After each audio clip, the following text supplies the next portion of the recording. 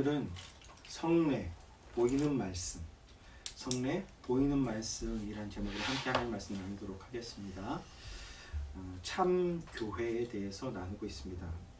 우리가 서 있는 이 땅, 이 가시적인 현상계는 거짓 교회와 참 교회가 혼재되어 있는 상황입니다.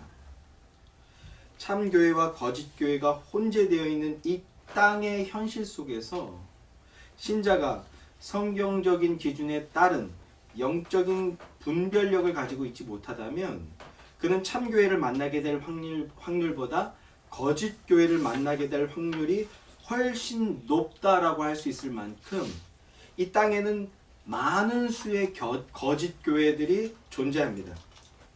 그리고 동시에 신자들을 집어삼키려고 하는 그 배고픔에 우는 사자와 같은 이리떼들이 곳곳에 도사리고 있다라는 것입니다. 어떤 교회가 좋은 교회인가, 어떤 교회가 올바른 교회인가 판별할 때 교회의 외적인 모습들, 조직이나 시스템이나 프로그램 또는 성도들 간의 끈끈한 유대관계나 심지어 건물의 모양으로 좋은 교회인가 아닌가를 판별하려고 하는 모습들을 보게 됩니다. 그런 모습들은 잠언에 나타나고 있는 어리석은 아들의 모습과 같은 것입니다.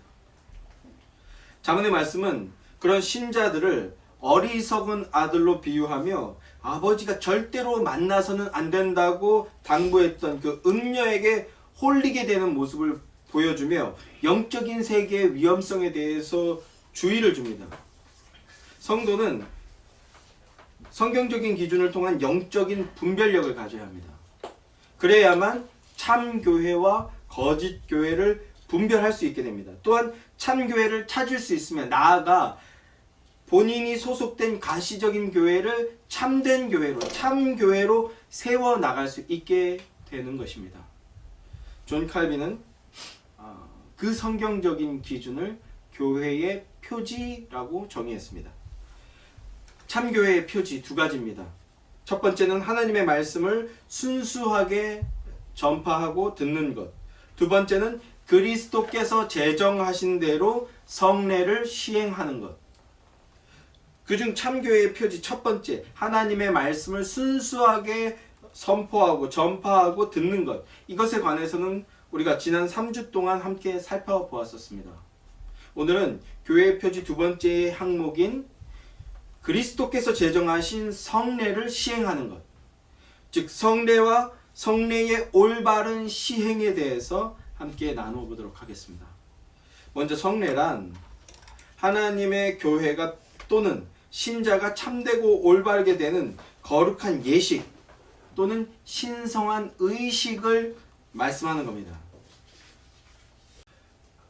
또한 성례란 복음 선포와 함께 신자들의 믿음이 올바르게 자라날 수 있도록 돕는 은혜의 방편입니다. 오늘날은 영적 성장이라는 표현을 더 많이 쓰죠. 이 영적 성장을 돕는 최상의 수단이 무엇인가? 바로 하나님의 말씀 복음과 함께 성례라는 것입니다. 적지 않은 수의 성도나 교회들이 영적 성장이라는 걸 이루어내기 위해서 다양한 노력들을 경주하는 것을 우리는 너무나도 많이 보아왔습니다. 아주 예전에는 부흥회를 찾아서 여기저기 무분별하게 쫓아다니는, 헤매다니는 성도들의 모습들을 보았었죠. 세월이 조금 흘러서 그전보다 조금 세련되어졌다고 할까요? 이렇게 부흥회 그냥 아무 교회나 기도원이나 막 들로 산으로 막 마구잡이로 쫓아다니는 게 아니라 이제는 큐티와 같은 개인 경건의 시간을 갖거나 성경 공부 모임에 참여하거나 기도 모임에 참여하거나 또는 전도 활동에 참여하거나 선교 활동 등에 참여하거나 그것도 아니면 그 외 다양한 유사 기독교 활동들에 열심히 참여하는 것을 보게 됩니다. 이렇게 많은 사람들이 영적 성장이라는 것을 이루기 위해서 그때그때마다 각광을 받는 어떤 비법을 찾아 헤매 다니며 아니면 어떤 영험하고 신비스러운 공식을 따르거나 그것도 아니면 교회가 어떤 그 부흥했다라는 교회의 그 성장의 롤 모델을 차용하고 신자는 그것을 열심히 참여하는 영적 성장을 위해서 열심히 그런 노력들을 하는 모습들을 많이 보아왔습니다. 그러나 진짜 신자의 믿음이 자라나게 하는 최상의 수단이 무엇인가 했을 때 신자의 믿음을 자라나게 하는 은혜의 방편이란 바로 복음과 함께 복음 선포 안에서 이루어지는 그리스도께서 제정하신 대로 성례를 시행하는 것, 바로 그것이라는 것입니다. 이것이 신자의 믿음이 자라나게 하는 최상의 수단이요 가장 효과적인 방편이라는 겁니다. 이 본질은 놓아버린 채 엉뚱한 곳에서 헤매고 있었다는 말씀을 드리고 싶은 겁니다. 많은 순간 교회들이 수적 부흥이라는 이 함정에 빠져서 부흥을 위해 유행을 쫓아다니며 이리저리 헤매느라 정작 성경이 말씀하고 있는 최상의 수단이자 본질을 놓치고 있는 그런 영적 현실을 우리가 이제는 깨달아야 한다라는 것입니다. 성례는 신자의 믿음이 바르고 참되게 자라나도록 돕는 가장 효과적인 은혜의 방편입니다. 칼빈은 성례에 관해 이 어거스틴의 말씀을 인용하면서 이렇게 말합니다. 성례란 거룩한 것에 대한 보이는 표 또는 보이지 않는 은혜에 대한 보이는 형상, 거룩한 것에 대한 보이는 표, 보이지 않는 은혜에 대한 보이는 형상, 이렇게 말씀합니다. 성례는 보이는 말씀이다 라는 겁니다. 들리는 말씀이 있는가 하면 성례는 보이는 말씀이다. 눈으로 보여지는 은혜의 말씀이다. 이런 뜻입니다. 하나님의 약속들, 하나님의 언약을 그림을 보여주듯 분명한 형상으로 그려서 눈앞에 보여준다라는 것입니다.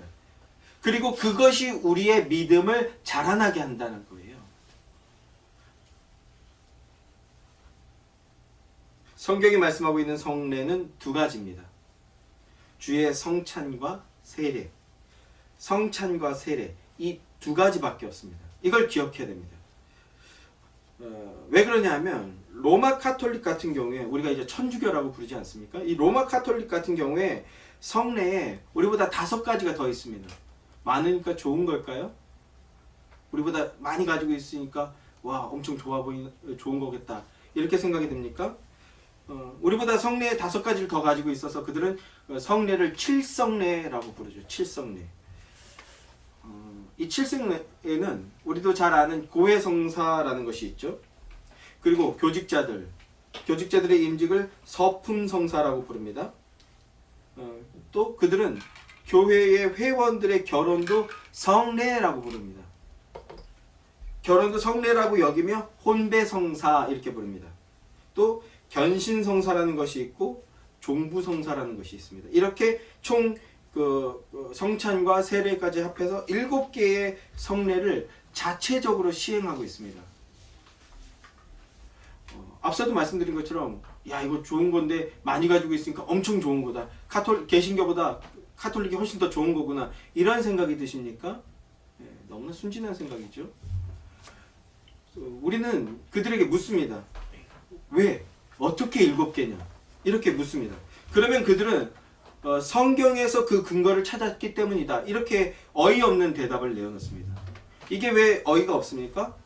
왜 그러냐 하면 만일 성경에서 그 근거를 찾아서 인간이 성례를 만든다고 하면 왜 굳이 7개에서 끝내는가? 필요하다면 70개도 만들 수 있는 거 아니겠습니까? 성경에서 그 근거를 찾아내서 만들 수만 있다고 한다면 말입니다.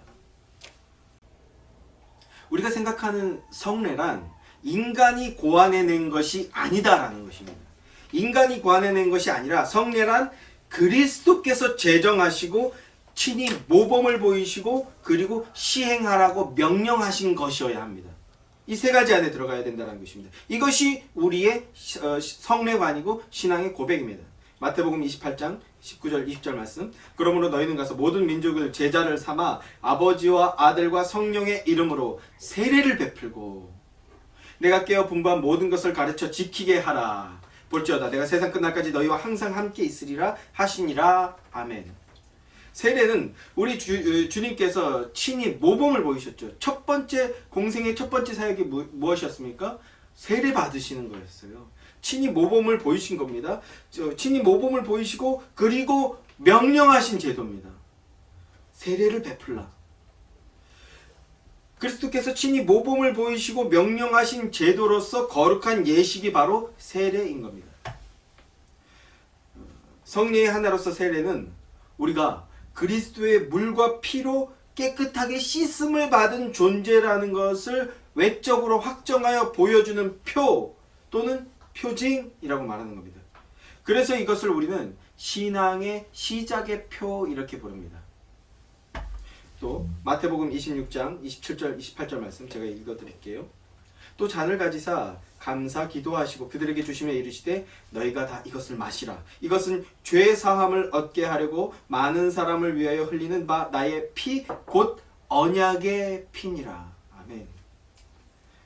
성찬도 우리 주님께서 잡히시기 전날 밤에 직접 제자들에게 베풀어 주시며 제정하신 거룩한 예식입니다. 신성한 예식, 신성한 의식. 성례의 다른 하나인 이 성찬이란 우리가 그리스도의 피로써 구속함을 얻게 된 존재라는 것을 재확인, 재확증하는 그런 예식입니다. 그래서 우리는 성찬을 성도의 신앙의 계속의 표 이렇게 부릅니다. 성례란 인간이 고안해서 만들어낼 수 있는 것이 아닙니다. 참된 신자의 참된 교회라면 인간이 만들어낸 것들, 육신적인 아이디어들을 경계하고 분별할 수 있어야 됩니다. 많으면 좋은 것이다. 좀 폼나 보이면 좋은 것 같다. 이런 식의 인본적인 사고를 경계해야 된다는 것입니다.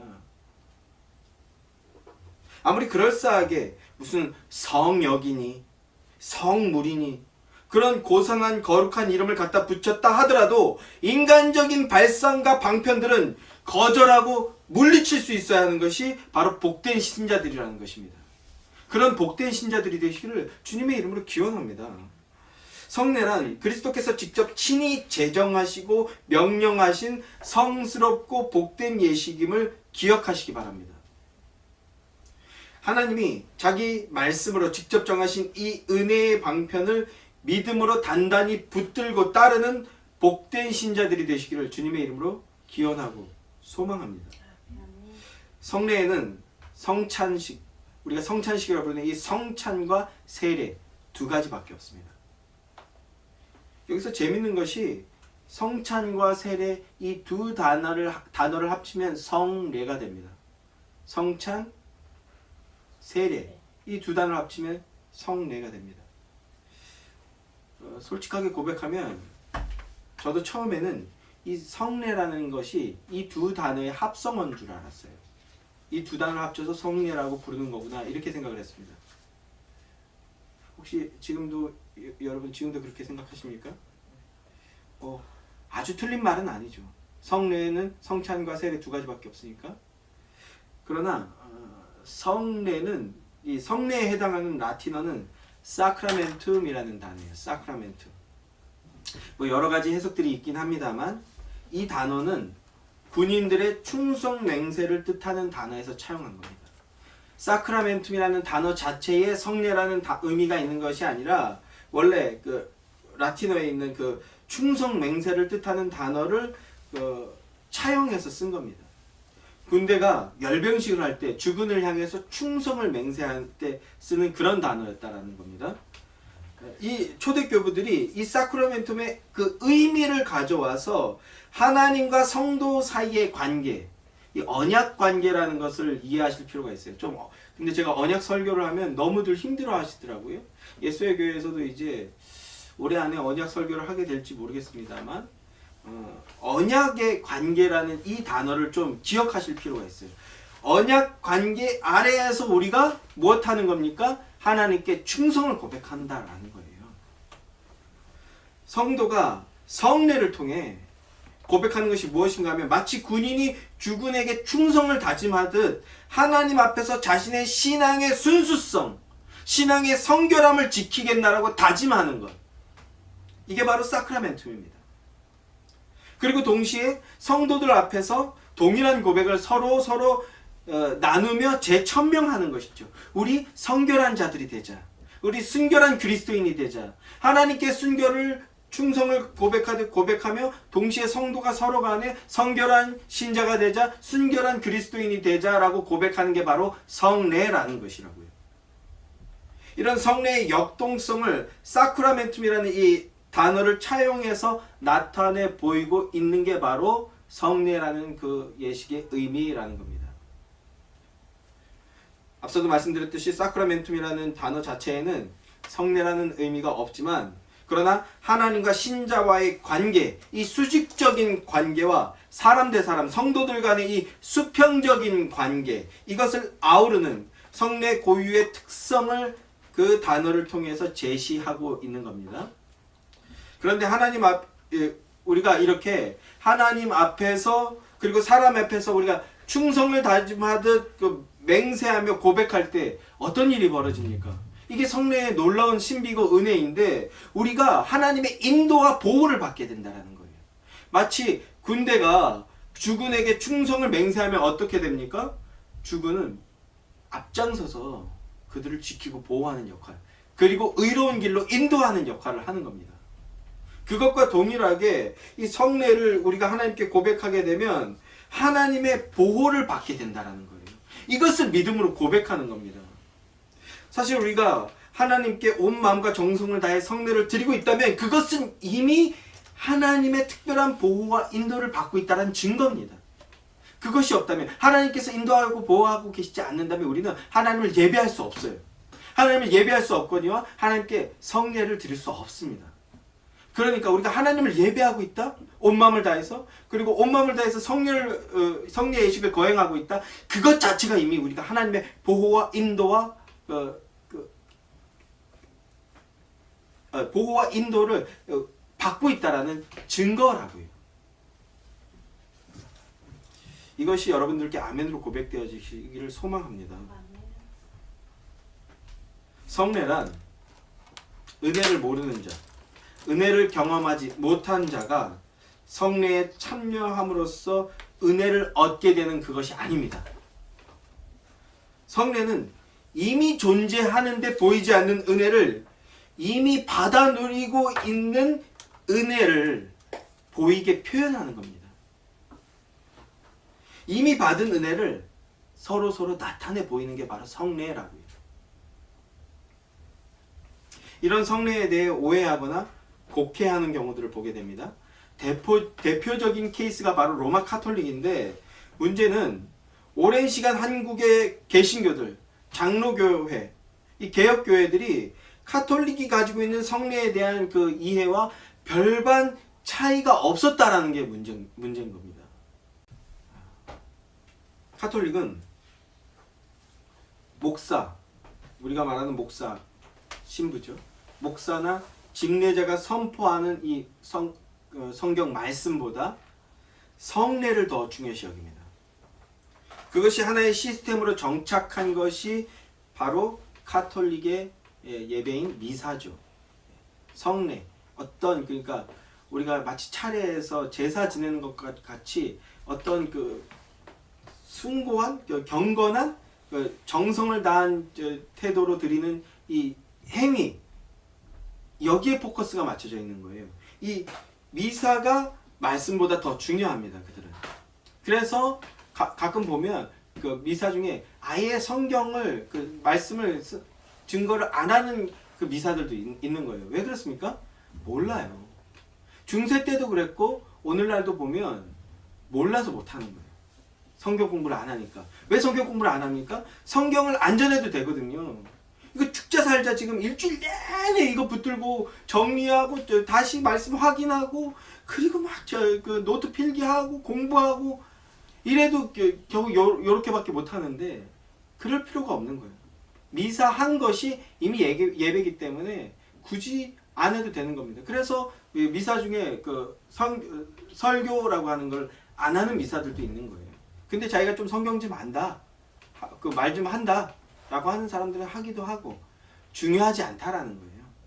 자, 어쨌든 돌아와서 말씀보다 성례를 더 중요시 여기는 시스템이 바로 미사예요. 미사. 이들은 정성껏 드리는 성례가 성도에게 은혜를 주고 구원을 준다고 생각합니다. 특히 세례를 구원에 있어서 절대적으로까지 생각하는 중요한 요소라고 그들은 생각합니다. 세례라는 예식 자체가, 어떤 퍼포먼스 자체가 구원을 준다라고 그들은 생각해요. 그래서 예를 들면 아기가 태어났는데 혹시 불의의 사고로 죽게 될 것 같은 상황이 발생하면 아기를 받는 사람이 임시적으로라도 세례를 베풀 수 있도록 그렇게 허락합니다. 아기가 천국 가야 된다, 이런 생각인 거예요. 그래서 기독교 강요는 이 성례 다음에 이어지는 게 유아 세례거든요. 그런데 저희는 지금 교회론 전체를 다루는 것이 아니라 참교회라는 그 관점에서 교회를 다루고 있기 때문에 유아 세례 얘기는 추후에 나누도록 하겠습니다. 여기서 그럼 아기가 죽으면 천국 가나요, 안 가나요? 이런 질문이 이어지게 되는데 이 질문은 다른 자리에서 말씀을 나누도록 하죠.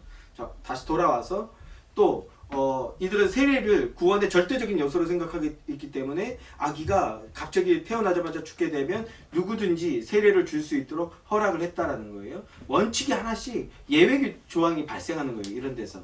이런 예외 조항이 자꾸 발생하다 보니까 원칙이 무너지니까 본질이 무너지게 되는 이런 결과를 갖고 오게 되는 겁니다. 마치 나비 효과인 거죠. 그래서 결국은 성례를 인간적인 발상을 발상을 결국은 교회가 부패하고 타락하고 멸망하게 되는 겁니다. 파괴되게 되는 겁니다. 어쨌든 또 하나의 예는 불신자가 임종을 앞두고 있을 때 열기를 마다치 않고 세례를 주러 찾아가죠. 그 정성은 정말 갸륵하고 인정해 줄만 합니다만 그런 걸로 구원이 되는 게 아니라는 거예요. 심지어 전쟁 중에 전투하다가 군인이 사망하게 될 때 죽으려고 이제 목숨이 경각에 달린 사람을 붙들고 긴급하게 세례를 주죠. 왜요? 왜 그렇습니까? 천국 가야 된다라는 거예요. 우리가 이런 장면들을 영화 같은데 이제 꼼꼼히 보시면 이런 장면들을 종종 발견하게 됩니다. 그래서 아예 돌발 상황이 발생하지 않게, 왜? 세례 주는 사람도 세례 주다가 죽을 수 있으니까, 위험하니까 아예 전쟁 나가기 전에 세례를 주는 거예요. 일괄적으로. 이걸 진중 세례라고 하죠. 구원받은 상태에서 죽으라라는 겁니다. 그런데 어느 날 이런 걸 정신없이 열심히 따라하는 개신교 목사들이 너무나 많습니다. 세례를 받았기 때문에 구원을 얻은 게 아니고 성례에 참여했기 때문에 복과 은혜를 얻게 되는 게 아닙니다. 구원의 은혜를 깨달은 자가 그것을 하나님과 교회 앞에 고백하는 것, 구원받은 공동체의 무리의 일원이 되고 그 공동체 안에서 구원받은 신자다운 삶을 살겠다라고 공표하는 것이 바로 세례요 성례입니다. 세례가 우리에게 구원을 주는 것이 아니다. 그것이 우리의 이해이고 고백이라고요. 그러니까 우리에게는 이 세례식이라는 눈에 보이는 어떤 퍼포먼스가 중요한 것이 아니라 구원의 근거가 되는 예수 그리스도를 증거하고 그분의 은혜와 그를 믿는 믿음으로 말미암아 구원을 얻어 하나님의 자녀가 된다는 그 말씀과 그 말씀에 대한 이해와 그 말씀에 대한 믿음의 고백이 우리는 더 중요한 거예요. 그래서 고백적이다라고 얘기하는 겁니다. 그런데 군대를 갔다 보신 분들은 아실 텐데 군대에서 교회에 온 사람들, 군대에 있는 교회에 온 절대 다수의 사람들 왜 온 겁니까?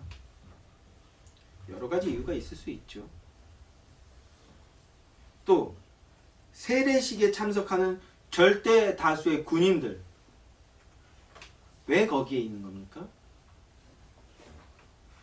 예수 그리스도와 예수 그리스도의 피로 말미암은 중생과 새 생명과 영생 이런 것 때문에 거기에 있는 건 아닐 경우가 절대적이라는 거죠. 대부분 거기 왜 있습니까? 불교, 가톨릭, 교회 뭐 셋 중에 하나는 꼭 가야 되고 이제는 이게 경쟁이 너무 치열해져서 그때 이번 주는 불교가 초코파이 2개 준대 그럼 글로 가고 저쪽에서 2개 주니까 여기도 당황해갖고 막 가톨릭에서도 초코파이 2개 주고 3개 주고 막 이러면 또 카톨릭 가고 막 이러는 거 아닙니까? 가보신 분들은 다 알죠. 가보신 분들은 다 알아요. 저도 그래갖고 군대에 있을 때 카톨릭 갔어. 카톨릭도 가고 불교도 다 가봤어요. 덕분에 막 이것저것 구경한 거지. 초코파이 막 받고. 초코파이 준다고 거기 가는 겁니다. 제가 너무 삐딱하게 보고 있는 걸까요? 좀 더 비판적으로 이야기하면 이 진중세라라는 이 사역을 엄청 열심히 하는 목사님들, 그런 분들이 계신데 그 마음은 존중합니다만, 그런데 이분들이 이 사역하는데 힘들어. 왜요? 부인들이 말을 안 들어요. 말을 안 듣지. 와서 떠들고 딴짓하고 자고 막 설교 안 듣지 당연히. 그러니까 어떻게 합니까? 젊은 자매들 불러서 찬양 인도시킵니다. 찬양하는데 젊은 자매, 이 군대에서 여자 구경하는 게 하늘의 별따기 아닙니까? 근데 교회 가면 이게 또 카톨릭이나 그 절하고는 그 불교하고는 차이가 나는 지점인데, 거기는 자매들이 와서 찬양 인도를 안 해요. 예. 그러니까 군대에서 여자 구경하는 게 하늘의 별따기니까, 속된 표현으로 이런 말도 있죠. 좀 저속한 표현이지만 치마만 두르면은 아멘 땡큐라고. 예, 자매들이, 젊은 자매들이 와서 막 율동하면서 막 찬양하니까 어떻게 하면 젊은 남자들이 그거에 열광적으로 호응하는 거예요.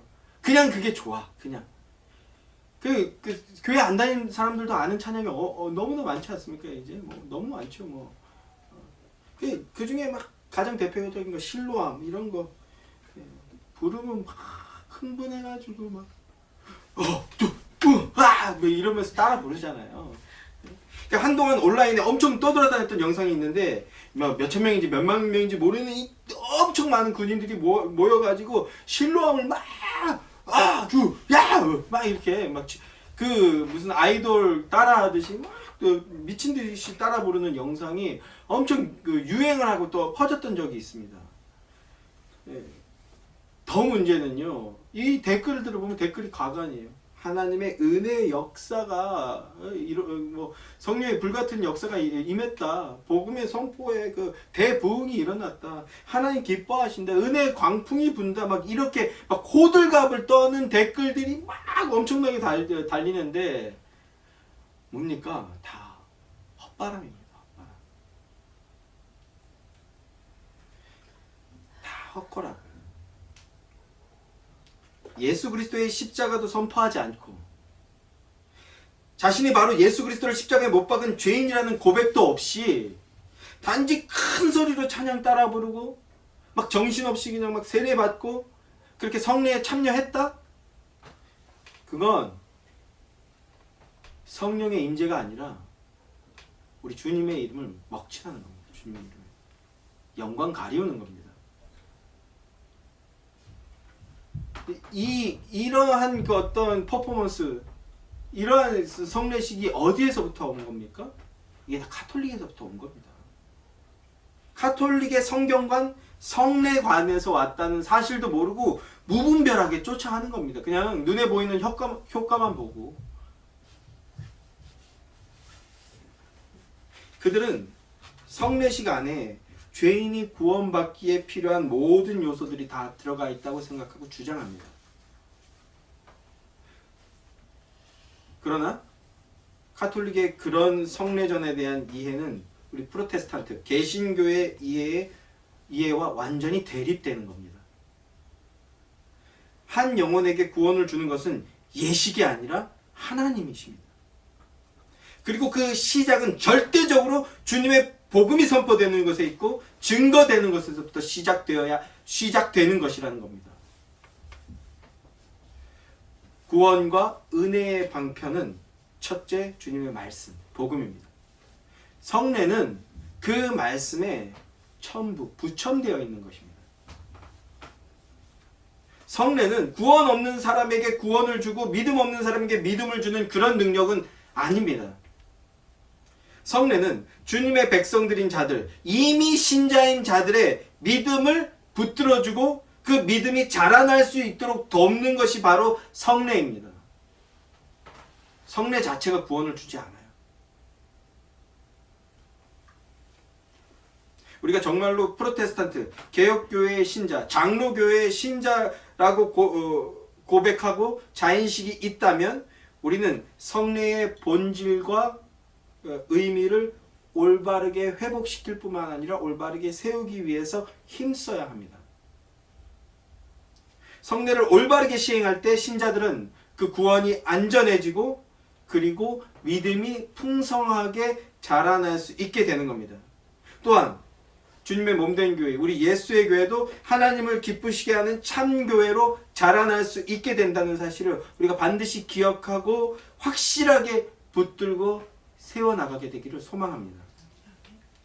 마지막으로 성례의 두 요소에 대해서 생각해 보겠습니다. 성례는 외적인 표징과 말씀, 이 두 요소로 이루어져 있습니다. 표징과 말씀. 먼저 표징이란 무언가를 성취해 내겠다고 약속하는 쪽에서 보여주는 최소한의 보여지는 증거죠. 기독교에서 약속을 취하고 이끌어가는 쪽이 누굽니까? 요것도 흔들리시면 안 돼요. 정확하게 알고 계셔야 됩니다. 기독교라는 이 안에서 약속을 만들고 취하고 이 약속을 성취해 나가는 쪽은 전적으로 하나님이십니다. 나는 너의 하나님이 되고 너를 내 백성이 되게 하겠다. 이것이 성경의 구속사. 하나님께서 하나님 당신의 그 약속을 성취해 나가는 이유이자 과정이자 전부입니다. 그러니까 언약하면 전에도 말씀드린 적이 있지만 이 말씀만 기억하면 돼요. 나는 너의 하나님이 되고 너는 내 백성이 되게 하겠다. 이게 하나님의 언약의 핵심입니다. 하나님께서 우리의 하나님이 되어주시고 그 되어주실 뿐만 아니라 내 백성이 되게 만드시겠다라고 약속하셨다라는 거예요. 아브라함과는 이 언약을 하면서 5번 갱신하시는데 그 중에 이 언약의 표로서 할례를 주시죠. 할례를 통해 언약의 표징을 제시하셨습니다. 내가 이 약속을 지키겠다. 내가 이 약속을 이루겠다라는 눈에 보이는 표징으로 할례를 제시하셨다고요. 또한 노아의 경우는요. 대홍수가 끝난 뒤 하나님은 내가 다시는 너희를 물로 심판하지 않겠다. 이 약속을 하시면서 무엇을 표징으로 제시하셨습니까? 무지개를 제시하셨습니다. 여기 또 좀 사족이지만 오늘날 무지개 하면 어떤 게 제일 먼저 떠오릅니까? 통성회. 하나님의 언약의 표징을 무너뜨리려는 계략과 동성애를 사람들한테 널리 퍼뜨리는 이 이중에 계략이 숨어져 있는 거예요.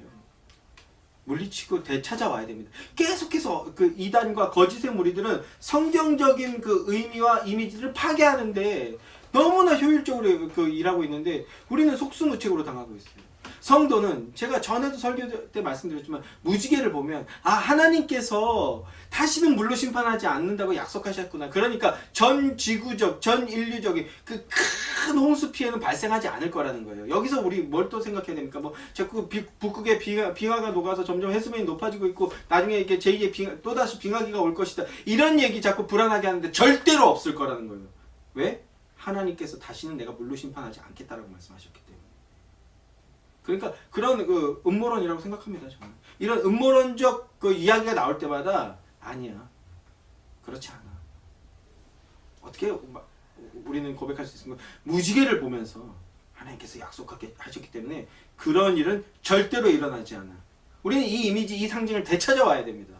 그리고 성도 여러분, 무지개를 볼 때마다 언약의 표징으로 쓰셨지. 하나님께서는 물로 심판하지 않고 불로 심판하셨고 그리고 재림하셔서 그 심판을 완성하시는 분이시야 라고 기억하시고 고백하게 되시길 바란다는 것입니다. 이렇게 할례와 무지개를 표징으로 제시하셨습니다. 무지개나 동물을 쪼개는 것이나 할례 자체가 목적이거나 구원이 아니라 그것은 무언가를 가리키는 표지판과 같은 매개체였다는 겁니다. 이게 표징이거든요. 뭘 가리키는 겁니까? 실체는 바로 예수 그리스도시고 예수 그리스도를 통한 구원이고 그 구원으로 말미암아 우리가 하나님의 언약처럼 하나님께서 우리의 하나님이 되어주시고 우리는 하나님의 자녀들이 된다라는 것입니다. 이것이 바로 표징입니다. 성례 때 외적으로 보이는 이 표징을 사용한다는 것은 표징 자체의 능력이 있는 것이 아니라, 이게 왜 그러냐 하면 이제 세례와 성찬 때 성찬을 말씀드릴 텐데, 카톨릭 같은 경우에는 세례는 그 세례식 자체가 그 구원이라고 생각했다고 말씀을 드렸죠. 마찬가지로 성찬, 우리가 떡과 포도주를 마실 때, 몸과 피인 떡과 포도주를 마실 때, 그게 바로 예수라는 거예요. 이 떡과 이 포도주가 예수라는 거예요. 그래서 영험한 물건으로 생각하고 먹어야 된다는 거 아니라는 겁니다. 이 내용은 이제 성찬 말씀드릴 때 다시 자세하게 말씀드릴 텐데요. 이 어떤 눈에 보이는 표징 자체가 무슨 능력이 있는 것이 아니라, 그거는 뭔가를 가리키는 표지판과 같은 역할이라는 겁니다. 뭡니까? 바로 예수라는 거예요. 아브라함 때 표징으로서 할례는 무엇을 의미한다고 말씀합니까? 사도 바울이 할례가 뭘 얘기하는 건지 우리한테 설명해 주셨습니다. 로마서 4장 11절 말씀입니다. 그가 할례의 표를 받은 것은 무할례 시에 믿음으로 된 의를 인친 것이니, 도장 찍었다라는 거예요. 인친 것이니 이는 무할례자로서 믿는 모든 자의 조상이 되어 그들도 의로 여기심을 얻게 하려 하심이라. 믿음으로 말미암아 아브라함뿐만 아니라 아브라함 이후에 나올 모든 후손들, 자손들이 예수 그리스도의 의를 옷 입게 된다. 할례는 그걸 얘기한다는 겁니다. 뭡니까? 믿음을 얘기하는 거예요. 믿음. 믿음으로 말미암아, 할례는 믿음을 얘기하는 거라고요. 믿음으로 말미암아 하나님으로부터 의인이라는 칭함을 받게 되는 존재가 될 것이다 라는 게 바로 할례였고 표징이라는 것입니다. 설교가 조금 어려우시다면 반드시 그 동영상을 통해서 다시 보시기 원합니다. 성례 때 사용되는 표징은 물과 떡과 포도주입니다. 요한일서 5장 6절 말씀을 보십시오. 제가 읽어드립니다. 이는 물과 피로 임하신 이시니 곧 예수 그리스도시라. 물로만 아니요 물과 피로 임하셨고 증언하시는 이는 성령이시니 성령은 진리니라. 십자가에서 모든 물과 피를 쏟으신 예수 그리스도를 통하여 그 물로 우리는 깨끗하게 씻음을 받았고 그 피로 우리는 새 생명을 얻게 되었다라는 것입니다. 이것을 나타내 보이는 게 바로 성례라는 것입니다. 아멘이십니까? 성례란 이 놀라운 복된 소식을 내가 믿습니다라고 외적으로 표현하는 거예요. 우리 그런 말 한동안 많이 했죠. 표현하지 않는 사랑은 사랑이 아니다. 말하지 않으면 사랑은 사랑이 아니다. 성례는 바로 그 은혜와 믿음과 사랑을 고백하는 표라고요.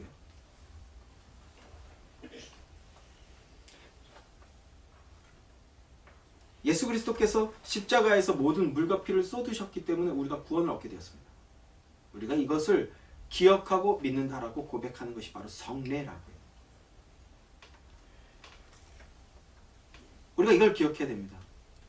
내가 구원을 얻을 만한 어떤 자격이나 가치가 없는 내가 아무런 이유나 대가 없이 그저 나를 향한 하나님의 사랑하심과 하나님의 언약으로 말미암아 이런 죄인인 내가 새 생명을 받은 자가 되었고 의인이 되었고 하나님의 자녀가 되었다라는 것, 이게 너무나 큰 은혜입니다 라는 것을 성령님의 은혜로 말미암아 이것을 다시 상기하며 회복하며 하나님과 성도들 앞에 고백하는 것입니다.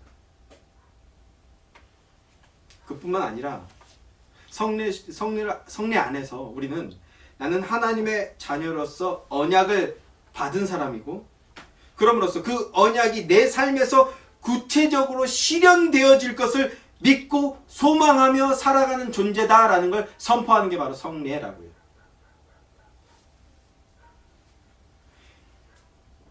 성례를 통해 우리는 이러한 사실들을 재확인하고 그럼으로써 새 힘과 새 소망을 얻게 되는 겁니다. 표징을 통해 예식을 드리는 것은 우리에게 있지만 이 드림은 우리에게 있지만 그 예식을 통해 채우시고 역사하시고 만들어 나가시고 완수하시는 것, 세우시는 것은 하나님 편에 있습니다. 성례의 두 번째 요소는 말씀이에요. 말씀. 이것에 있어서도 로마 카톨릭은 잘못된 이해를 갖고 있는데 그 성례식 행할 때 사제가 성경을 읽습니다. 이것을 축성경이라고 하는데 그런데 그 카톨릭의 문제는 뭐예요? 라틴어 성경을 읽는다는 거예요. 그때도 라틴어 아무도 못 알아들었고요. 지금도 라틴어 아무도 못 알아들어요. 뭐 그래서 대한민국 카톨릭 교회가 지금도 라틴어로 성경을 읽는지는 잘 모르겠습니다만 제가 알기로는 한국어 성경을 읽긴 합니다만 아무도 알아듣지 못하는 말을 한다라는 거예요. 아무도 알아듣지 못하는 말. 왜 그런가 하면 그들은 회중이 알아듣든 못 알아듣든 성경을 읽기만 하면 읽은 것 그 자체로 유효한 역사가 일어난다라고 생각을 하는 겁니다.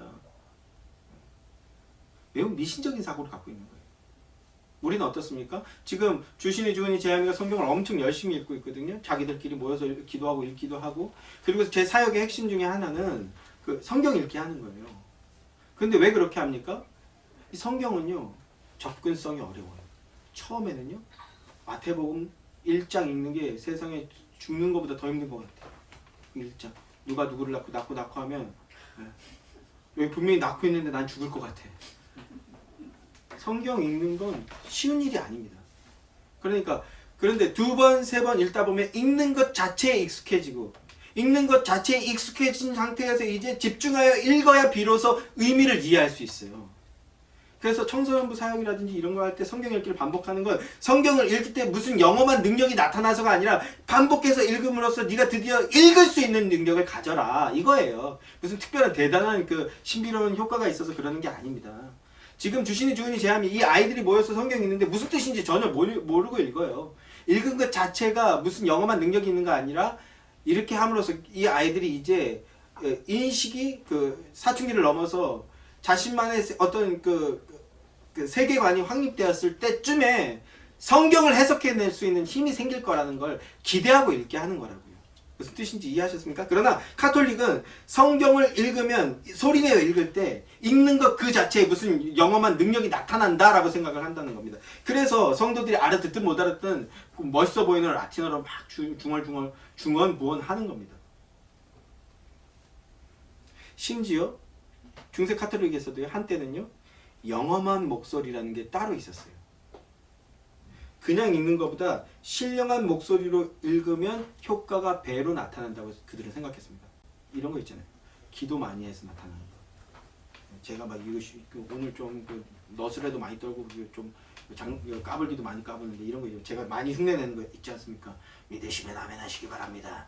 예전에는 목사가 되려면 이런 목소리를 내야 된다라고 생각을 했어요. 정말. 그래서 저런 목소리는 너무 싫은데 그래서 목사 안 한 사람들도 있었다라는 그 웃지 못할 얘기들이 있더라고요. 믿으시면 아멘 하시기 바랍니다. 이렇게 얘기하면 영험하다고 생각하는 거예요. 영험하게 들립니까? 다행히 요즘은 기도를 열심히 한 건 알겠는데 목 관리를 잘 못했구나. 자기 관리가 부족한 사람이구나. 또 이렇게 또 생각을 하더라고요. 또 한때는 또 우리나라 이런 유행했었죠. 이것도 좀 흉내 많이 냈습니다. 오늘 우리 주님께서 여러분들 가운데 뭐 이런 거 어느 교회 목사님 목소리 흉내 내는 거. 예, 그러니까 제 삼촌뻘 되는 목사님들은 다 이런 틀을 말씀하셔요.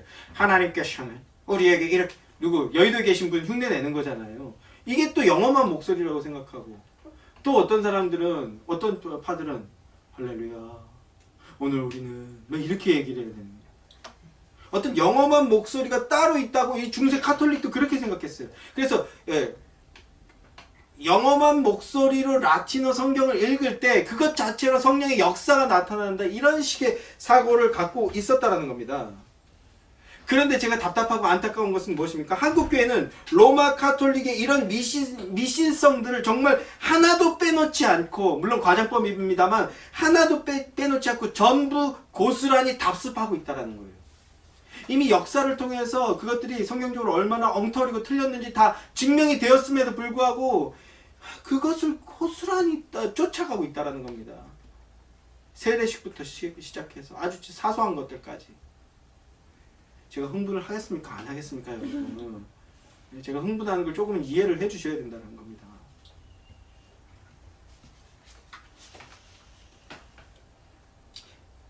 이런 웃지 못할 모습들을 보면서 참된 성도라면, 참된 교회라면 정말 그러한 모습들을 보면서 간절히 통회하고 자복해야만 됩니다.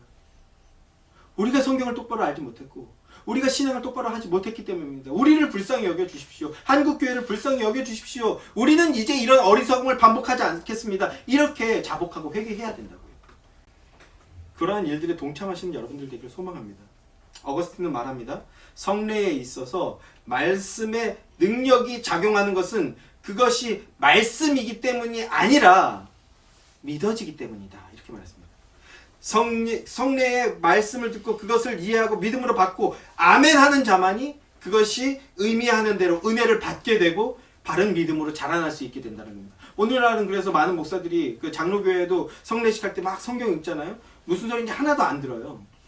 본인도 들으라고 얘기하는 게 아니라 그냥 어떤 사운드, 효과적인 측면에서 성경을 의례적으로 읽는 거지, 성례의 의미를 밝히 드러내거나 지금 이 순간 그 성찬을 집례하셨던, 제정하시고 집례하셨던 그 예수 그리스도께서 구주를 임재하셔서 우리에게 믿음을 주십시오라고 선포하는 게 아니라 그냥 어떤 그 의례적인 그 장치 중 하나로서 그냥 성경을 막 읽어요.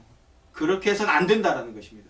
그것이 아니라 그 말씀이 들려지고 믿어지고 고백되어질 때 그것이 우리에게 은혜를 주고 그리고 우리의 믿음이 자라날 수 있게 된다는 겁니다. 성례는 그리스도와 연합한 자, 예수 그리스도의 삶, 죽음, 부활을 통해 이루신 의를 자신의 것으로 삼는 자들, 그 은혜, 그 고상한 신비를 누리는 그 가시적인 교회의 표상인 겁니다. 사랑하는 예수의 교회 성도 여러분, 우리는 이런 충만한 은혜 속에서 바른 성례관과 그리고 충만한 은혜 속에서 감격과 감사를 고백하는 참된 성례를 드리게 되기를 소망합니다. 성례를 통해 고백하는 것은 바로 예수 그리스도이십니다. 그분이 바로 우리의 구주이십니다. 아멘이십니까?